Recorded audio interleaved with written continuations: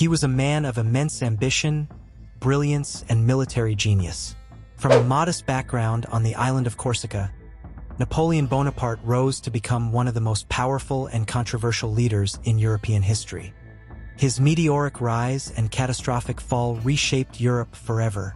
But how did this man go from being a young officer in the French Revolution to Emperor of France, only to be brought low by the same ambition that had driven him to the top? Born in 1769 on the island of Corsica, Napoleon Bonaparte was the son of a minor noble family. His early life was shaped by the tensions between France and the Italian island, but he soon found his calling in the military. At a young age, Napoleon's sharp mind and his passion for warfare set him apart from his peers. Napoleon's career took off during the French Revolution. The chaos and instability of the revolution provided an opportunity for a brilliant young officer to rise through the ranks. In 1793, he secured a key victory during the Siege of Toulon, and his reputation as a military genius began to grow. He quickly became known for his strategic brilliance and audacity, earning promotions. By the late 1790s, Napoleon had already led a victorious campaign in Italy, defeating the Austrians and solidifying his position as a rising star in the French army. While Napoleon's military successes had made him a hero in France, not all was well in the country. The French Revolution had entered a period of instability, with corrupt politicians, economic turmoil, and civil unrest. After a failed Egyptian campaign, Napoleon returned to France in 1799, where he found the government in chaos. In November 1799, Napoleon seized his opportunity. In a bloodless coup known as the 18 Brumaire, he overthrew the French government, replacing the unstable Directory with the consulate. He declared himself first consul, a position of near-dictatorial power. At just 30 years old, Napoleon was at the height of his influence. Napoleon wasted no time consolidating his power. He introduced a series of reforms, reorganizing the legal system with the Napoleonic Code, reforming the economy, and centralizing the French state. He became a symbol of stability in a France that had been torn apart by revolution. By 1804, Napoleon had transformed the French Republic into an empire. With the support of the people, he crowned himself Emperor of the French in a lavish ceremony at Notre Dame Cathedral. The self-crowning symbolized his complete control over France, and it was a powerful statement.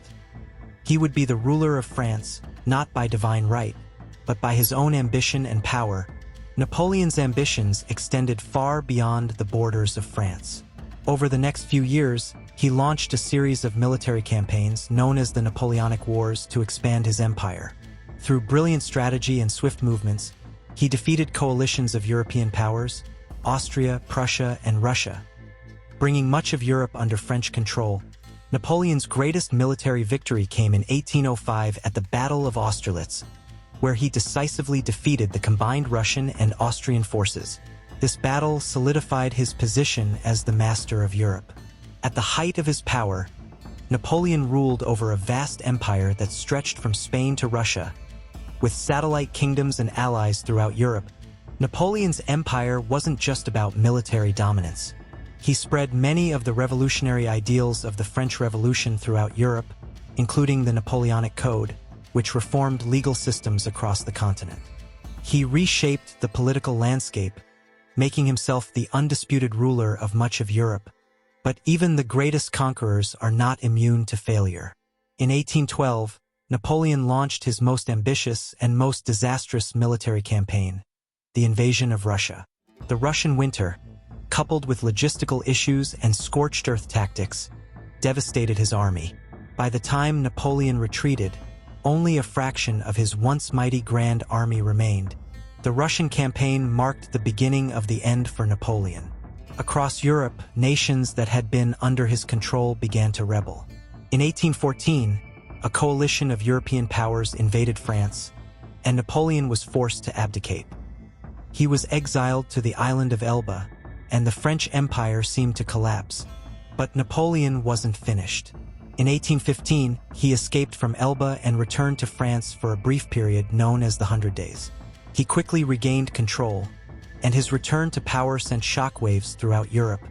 But at the Battle of Waterloo, Napoleon faced his final defeat.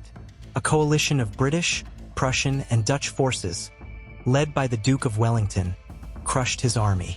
Napoleon's reign came to an end, and he was exiled to the remote island of St. Helena in the South Atlantic Ocean. Napoleon Bonaparte died in 1821, far from the empire he had once built. Though his final years were marked by isolation and regret, his legacy lived on. The Napoleonic Code became the foundation for legal systems across Europe, and his influence on military strategy continues to be studied to this day. While his empire fell, his vision of a unified Europe persisted. Napoleon's rise and fall serve as a reminder of the dangers of unchecked ambition, but also of the power of strategic brilliance and the lasting impact one man can have on the world stage. He transformed Europe, for better or for worse, and his legacy is woven into the very fabric of modern history. And that is the incredible story of Napoleon Bonaparte, his rise to power, his reign, and his ultimate downfall. What do you think? Could he have avoided his defeat? Or was his ambition always doomed to lead him to ruin?